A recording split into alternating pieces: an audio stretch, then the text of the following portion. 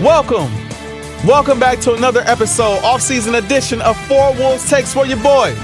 Artis Woods will bring you four fresh Minnesota Timberwolves takes.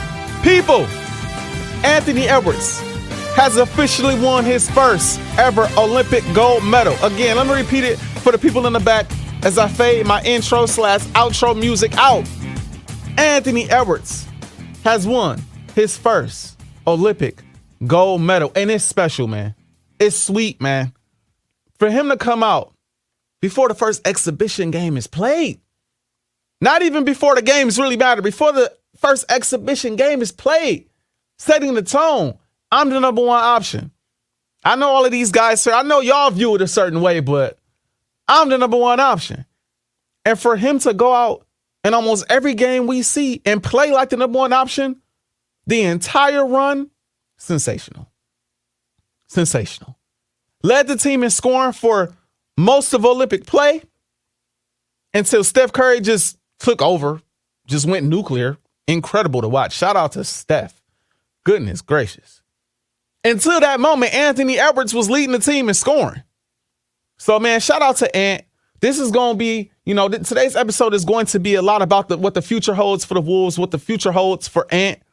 But I would be remiss to not just start the show off by saying congratulations to Anthony Edwards for winning this first Olympic gold medal. Emphasis on first because there are more to come. I would be remiss to not have it as the thumbnail. Yo, Ant-Man just did it.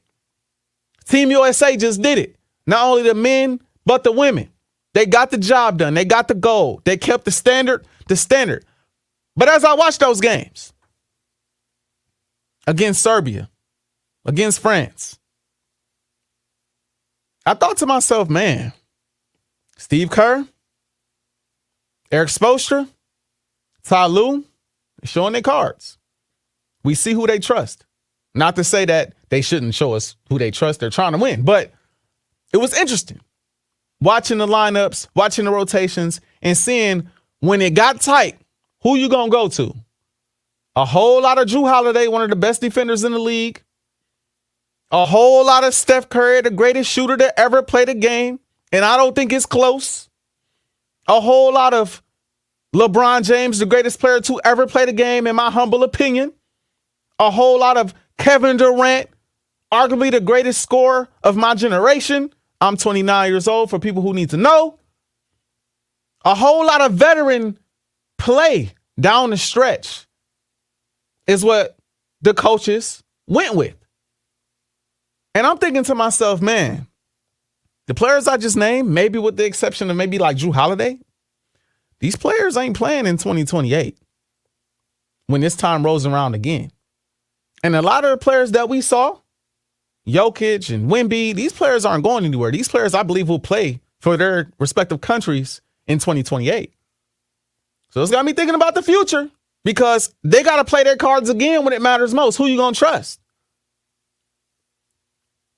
One thing that Anthony Edwards has in his back pocket is he showed what he can do already.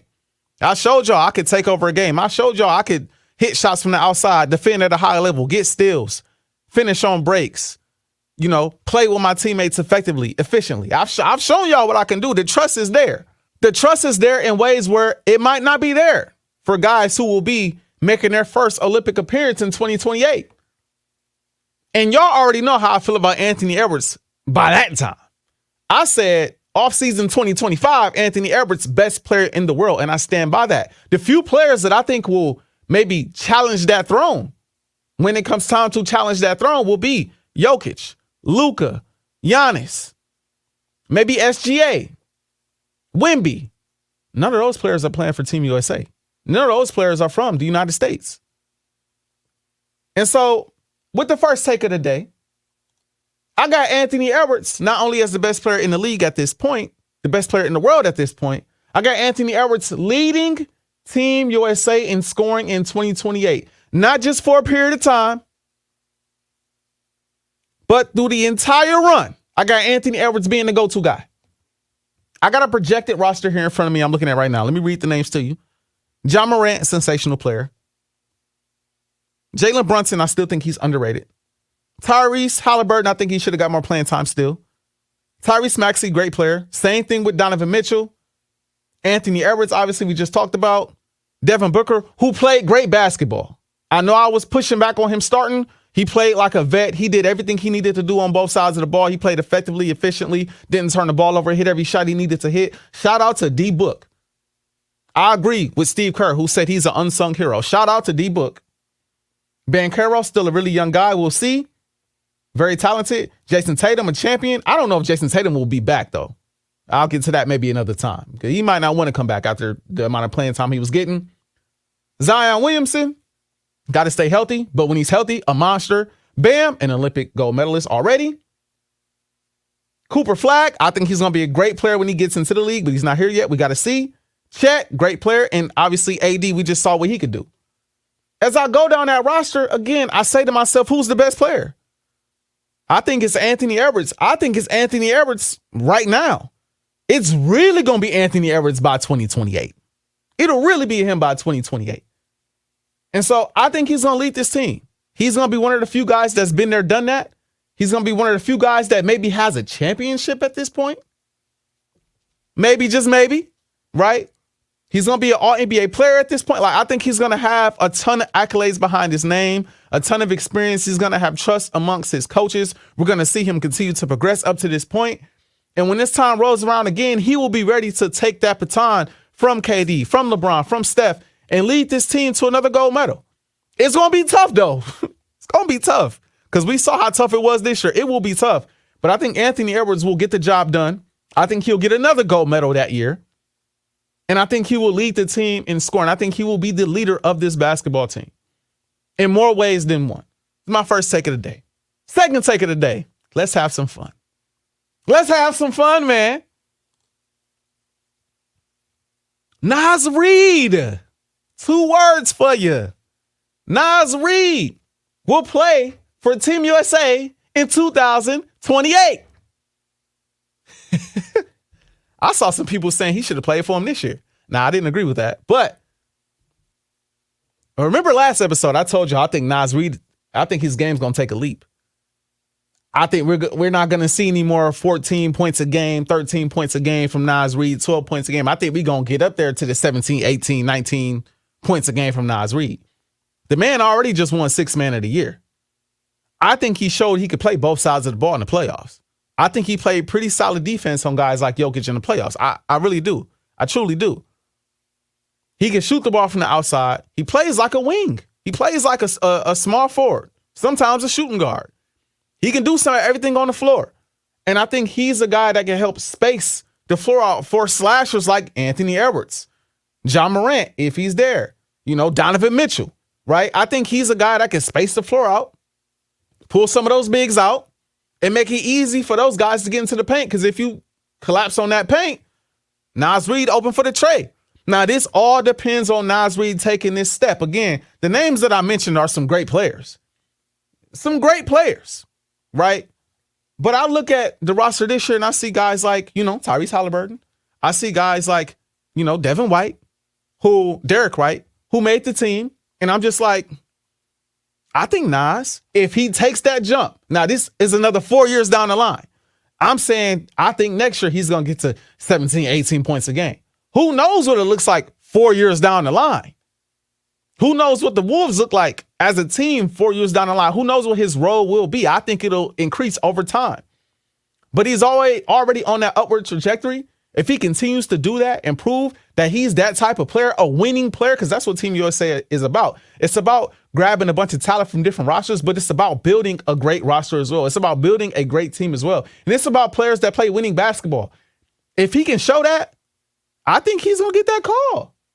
I think he's going to get that call. And I think he will want to play with Anthony Edwards on Team USA. That's my take. Listen, I thought long and hard about this today, people. Another name that came to mind, we have not seen it yet. I was going to force it.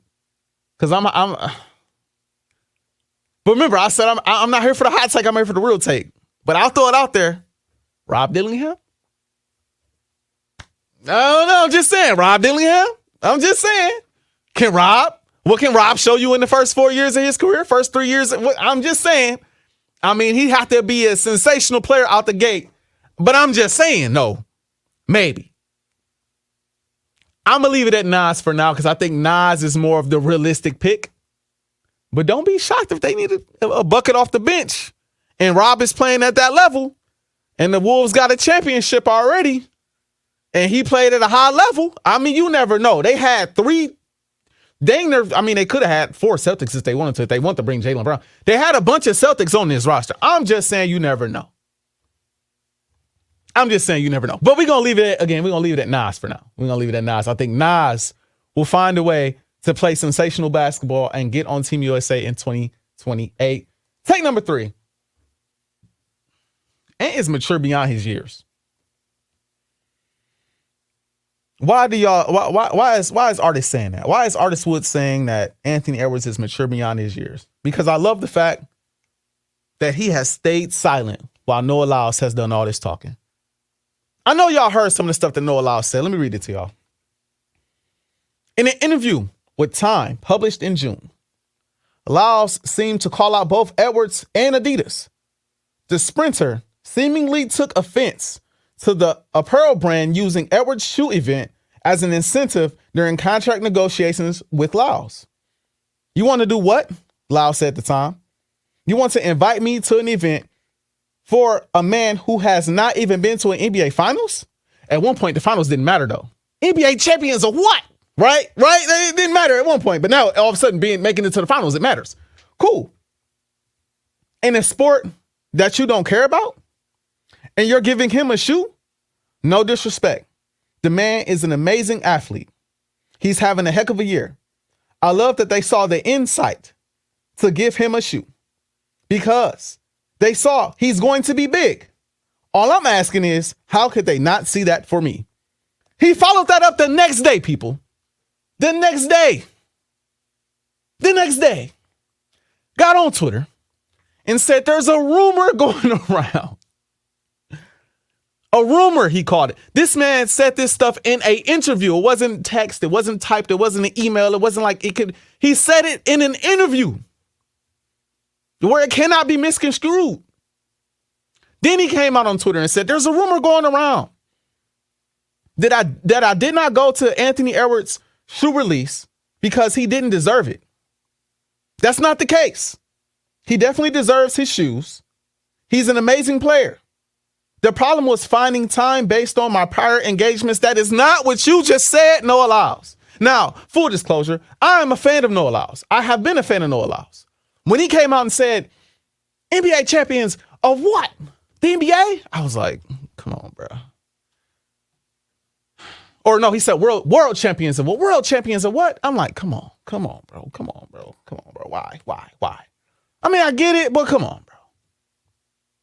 Best players in the world play in what league? The NBA. It's the National Basketball Association.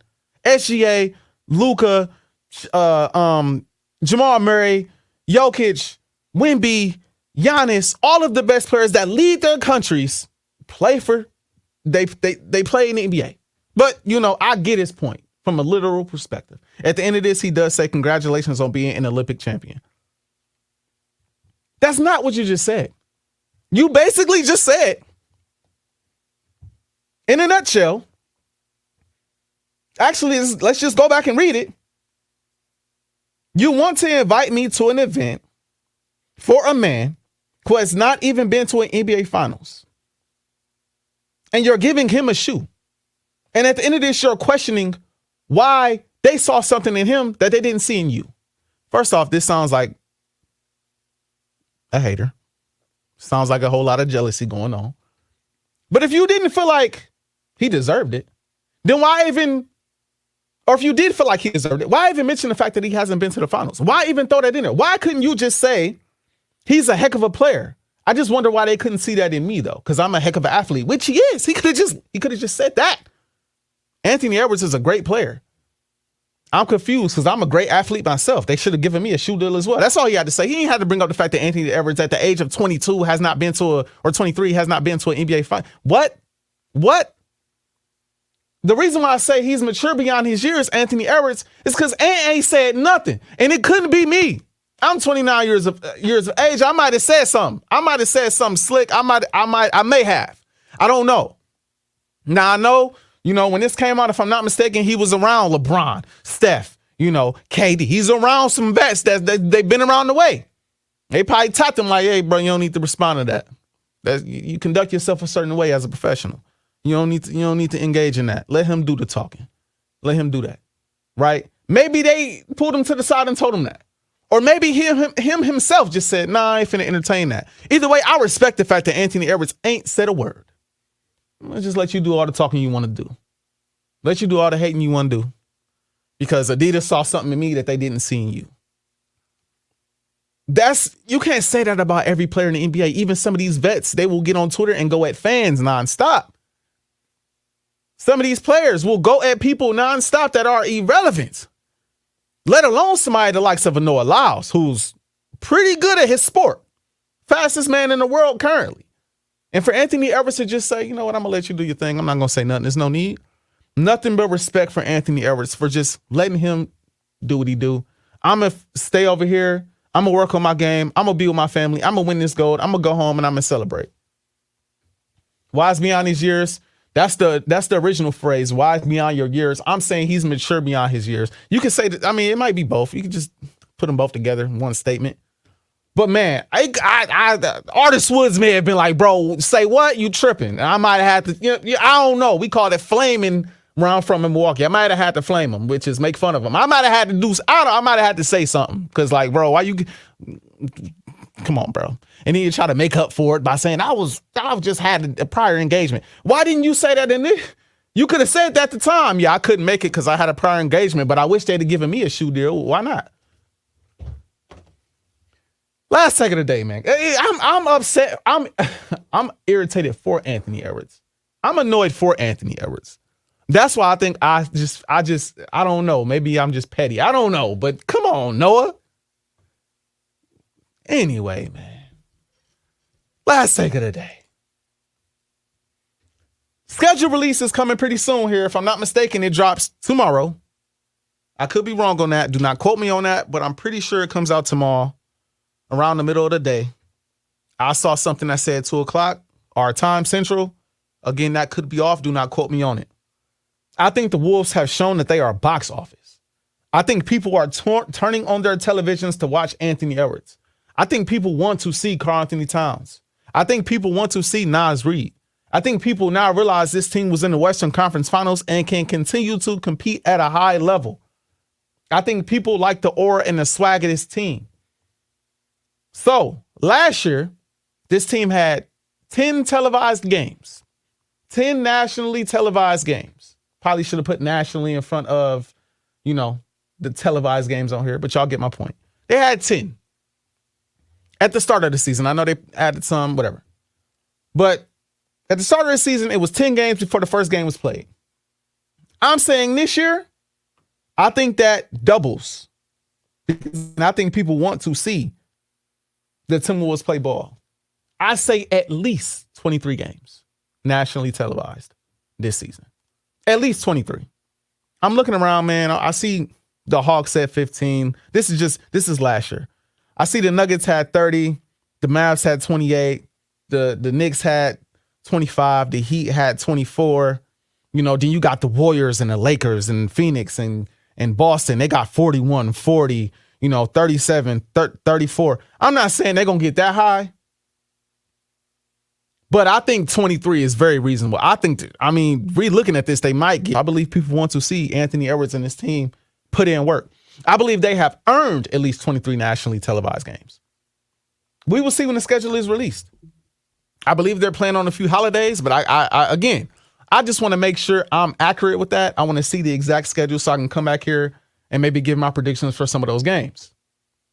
But I'm saying right now, my prediction when that schedule drops, at least 23 nationally televised games for the Wolves. I would be stunned if it wasn't at least 23. Stunned, given the teams I just mentioned, who are not as entertaining as the Timberwolves, who are not as box office. Maybe in big markets, that makes a difference. But a lot of these teams I just mentioned, they're not as box office as the Minnesota Timberwolves. They're just not. We'll see how it goes, but that is how I see it falling, at least 23 games. That is all I have for y'all today on this week's episode of Four Wolves Takes. If I can get it out. Listen, y'all, I got a special announcement to make. Your boy will not be back next week because your boy's getting married. Your boy is getting married this Sunday. So I won't be back next week. I got a honeymoon to attend to. A wife to attend to. So I will see y'all the following week. I'll catch y'all in the next episode of Four Wolves Takes.